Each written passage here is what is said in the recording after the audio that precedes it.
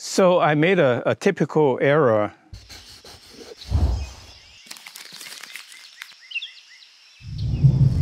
Hi, miltonchang of Bonsaiheirloom. I have this little Cork Elm that I have been playing with for about 20 years or so. It started off with a little elm tree in a 5-gallon can, and I took it out and it's got long roots. So the tree was about here. So I let the roots grow and to make it into a Asian popular style where the roots are exposed. And I think the idea is that the land gets eroded by flooding and so forth, so the roots gets exposed. That's a style.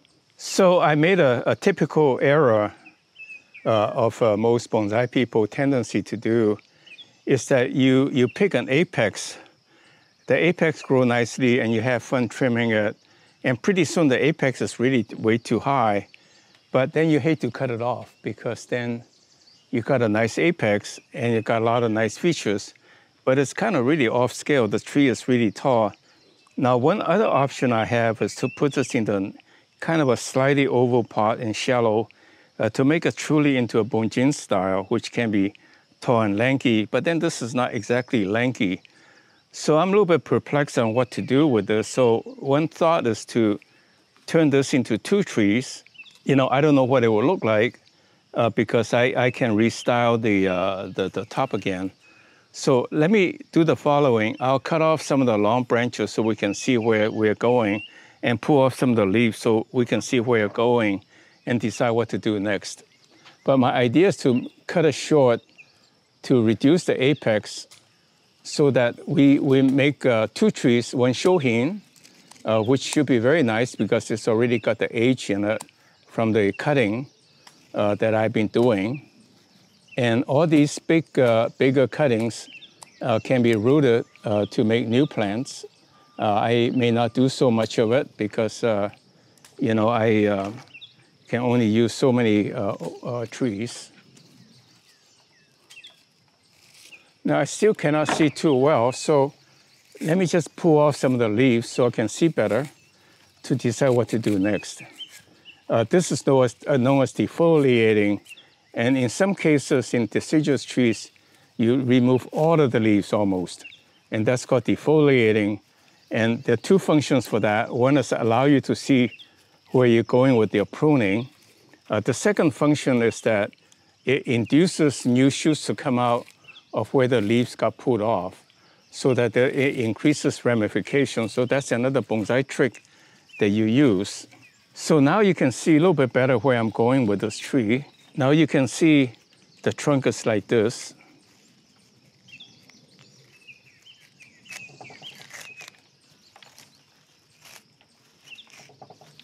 You don't have to worry about elm because they grow back very quickly.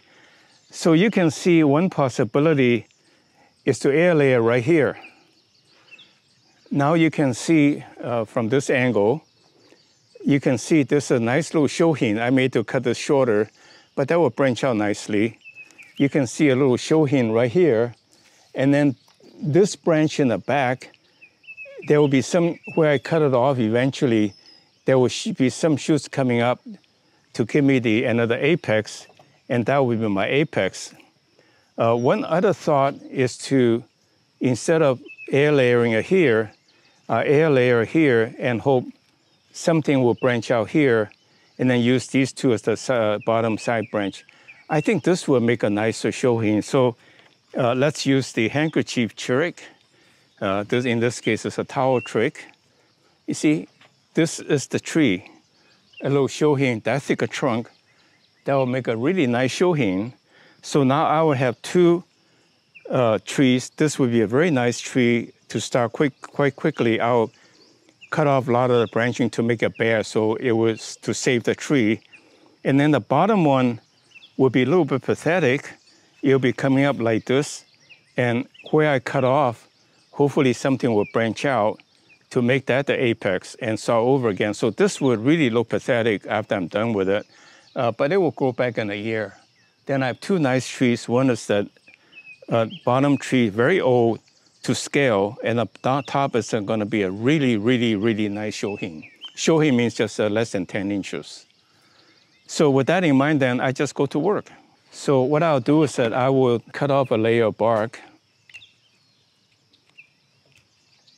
It's quite important that you move the cambium layer off altogether all around, because if you don't, then that cambium layer will grow to prevent the roots from forming.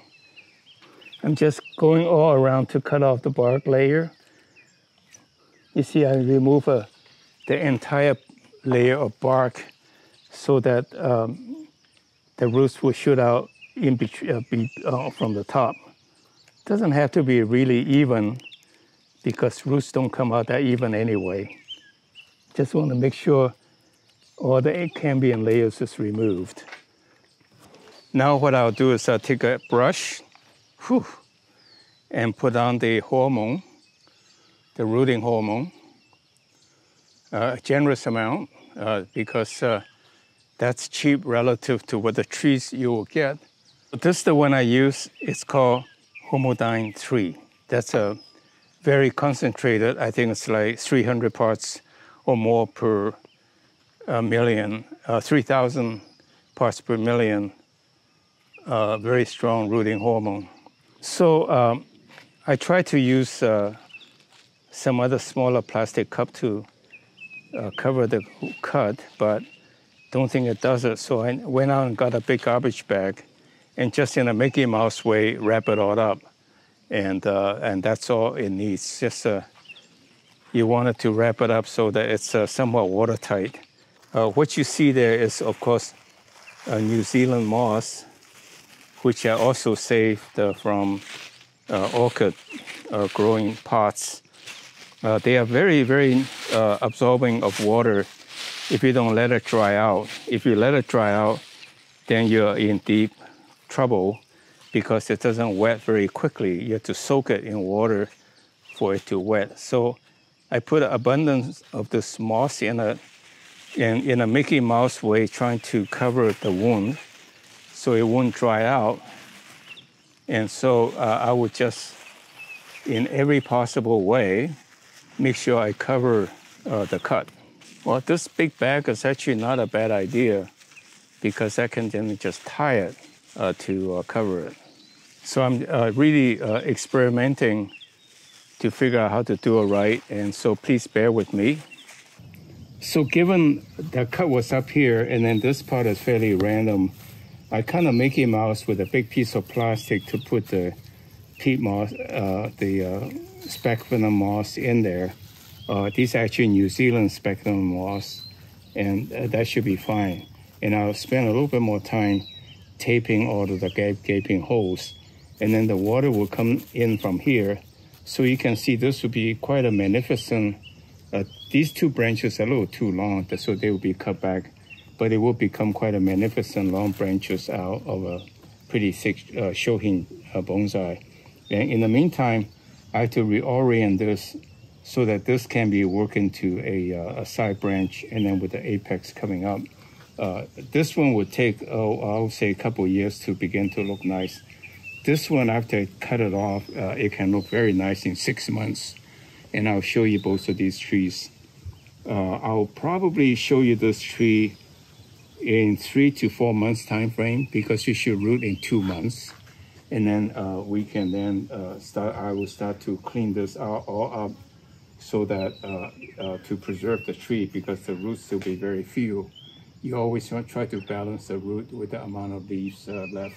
Looking at this tree, I can see I make this tree into 2, but then I can see this could be an interesting trunk here to make that into a tree. So then I may even do that, or for that matter, I can do it here to start over again using this structure to come out with this tall tree. So there are a lot of options for elm. They're very easy to root by air layering, and you can change your design without losing at least one part that's pretty nice, and then the rest of you take a little time to rejuvenate. So today I'm trying to give you an idea how you can multiply your tree relatively easily by air layering. And in this case, a fairly old tree, you can still air layer. and let alone a newer growth. So with that in mind, then I thank you very much for watching, and please stay tuned and subscribe to our channel so that we can notify you of our new video posting, and click like to give me some encouragement, brownie points. So with that in mind, then thank you very much, and see you next week.